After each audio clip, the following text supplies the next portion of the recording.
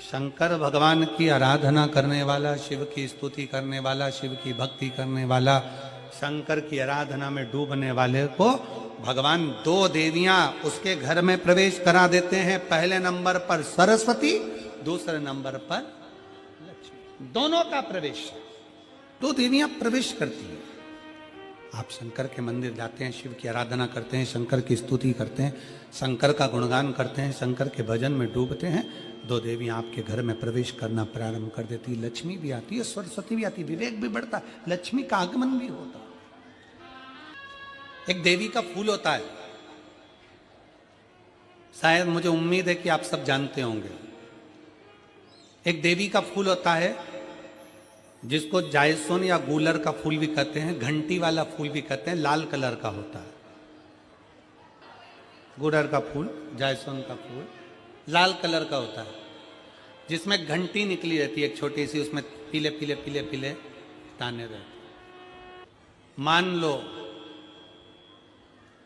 कोई बेटा बेटी, कोई लड़का लड़कियां, कोई बेटा बेटी, नवयुवक बच्चे या बहुएं या कोई अन्य व्यक्ति भी कोई कार्य चालू कर रहा है।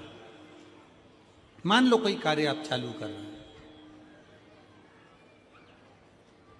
एजुकेशन के लिए बढ़ रहे हैं, या आपने कोई लक्ष्य बनाया है कि मुझे इस कंपटीशन एग्जाम में बैठना है, इस कंपटीशन एग्जाम में बैठना है और मेरा इसमें पास होना जरूरी है। और मैं जो चीज पढ़ती हूं ना, मैं भूल जाती हूं। मैं अध्ययन करता हूं और भूल जाता हूं। कई माताएं भी ऐसी हैं, 40, 45, 50 साल, 60 साल की हो गई, 60, 70 साल की हो रही हैं, कई बार कह देती मेरी याददाश्त ठीक नहीं है, मैं कोई सामान रखती हूं भूल जाती हूं, मेरी याददाश्त में नहीं रहती। कोई भाई भाई लोग कह देते हैं मेरी याददाश्त में नहीं रहता, भूल जाता हूं। कोई कहकर गया मुझसे बात कर लेना और मैं भूल गया कि मेरे को उससे बात करना था। कई बार मुझे मनी मंजिल तक पहुंचना है।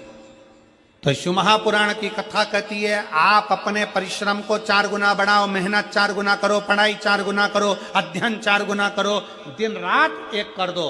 और साथ में जो अशोक सुंदरी की जगह है, ये शिवलिंग समझ लेना जरा, ये जलाधारी पार्वती जी का हस्त कमल, ये शिवलिंग, ये जलाधारी, और यहां से जल बहता है।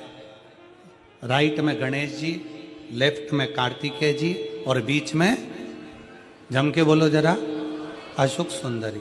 ये बीच की जगह जो घंटी वाला फूल होता है, जिसको आप लोग जायसोन बोले कि आपके क्षेत्र में गुलर बोले, देवी जी को चढ़ता है। देवी जी का अति प्रिय पुष्प है, माता रानी का वो लाल पुष्प अति प्रिय।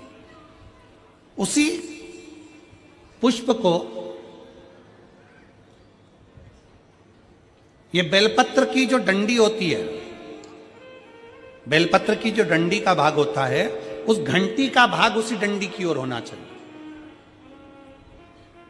जैसे फूल की जो अंदर की घंटी जो निकली हुई है, उसका भाग ऐसा डंडी की ओर होना चाहिए। मतलब आपको बेलपत्री पर ये फूल को इस तरह से रखना पड़ेगा। मतलब उसका जो घंटी का भाग है, हाँ लाइए फूल लाओ, जेरा फूल, फूल मिल गया वो।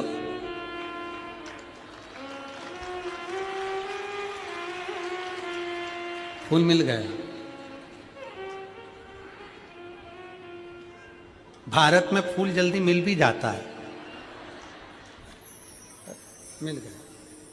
अब ये फूल और इस फूल की जो घंटी का भाग है वो इस डंडी की ओर हो, हमारे डंडी के साइड।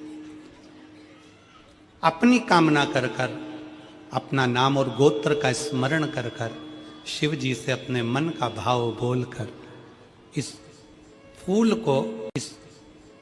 को और इस बेलपत्र को 12 महीने शिवरात्रि पड़ती है।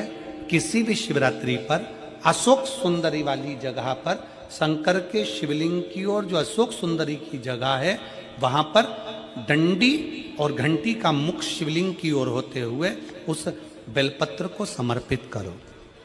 कब करना है?